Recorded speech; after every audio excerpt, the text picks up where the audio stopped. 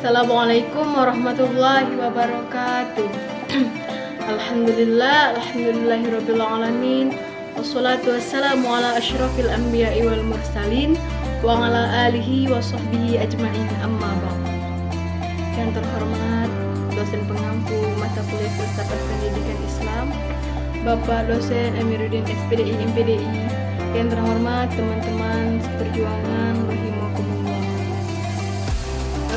Baiklah, saya tidak akan memperpanjang mukadimah. Adapun tujuan saya membuat video ini yaitu untuk memenuhi tugas saya dalam mata kuliah Filsafat Pendidikan Islam, yang mana yang berjudul Hakikat Masyarakat dalam Perspektif Pendidikan Islam. Yang mana yang pertama, pengertian masyarakat di situ secara etimologis, masyarakat diambil dari kata bahasa Arab yaitu musyarak, yang memiliki arti hubungan atau interaksi, sehingga bisa dikatakan bahwa masyarakat adalah kelompok manusia atau individu yang hidup secara bersama-sama pada suatu tempat dan saling berhubungan. Adapun secara umum, pengertian masyarakat adalah sekelompok orang yang membentuk sebuah sistem semi tertutup atau semi terbuka. Dengan kata lain, masyarakat merupakan interaksi individu yang berada dalam kelompok tersebut.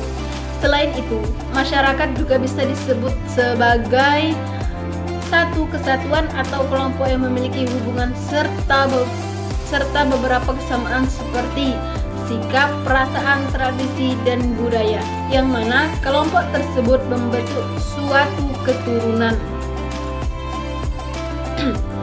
Lanjut, yang kedua yaitu tugas dan fungsi masyarakat Islam. Fungsi masyarakat adalah sebagai berikut. Fungsi interaksi.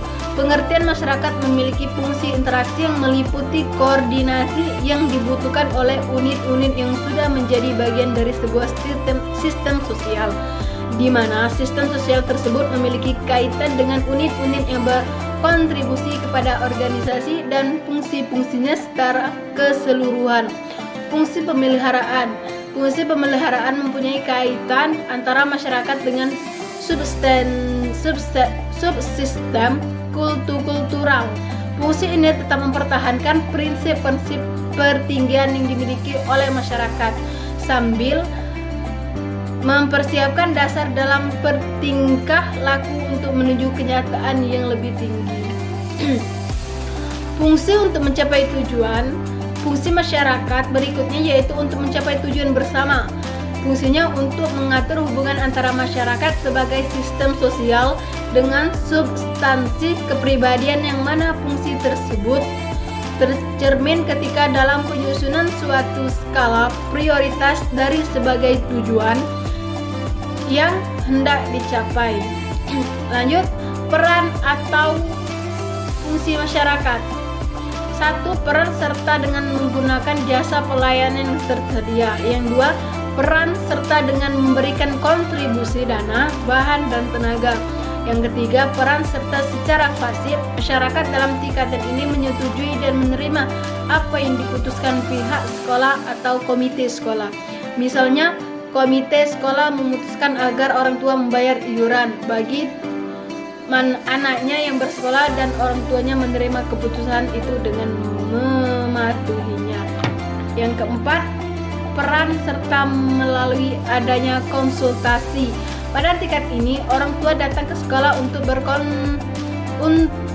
berkonsultasi tentang masalah pembelajaran yang dialami anaknya.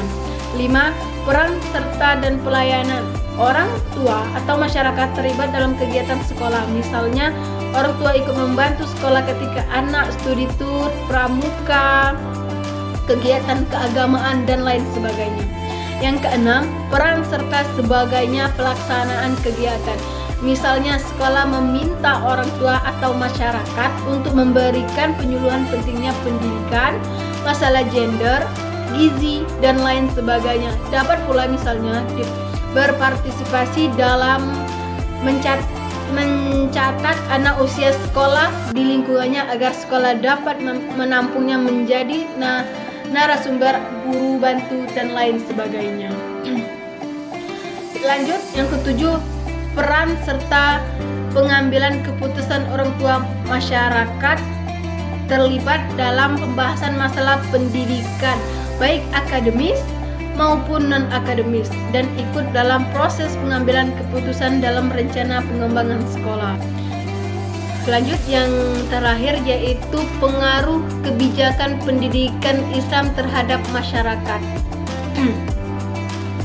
Masyarakat merupakan komponen yang tak terpisahkan dari adanya suatu kebijakan. Kebijakan pendidikan Islam hanya berpengaruh untuk beberapa orang saja, namun juga mempengaruhi keseluruhan lapisan masyarakat yang artinya mempunyai pengaruhan yang bagi masyarakat lainnya.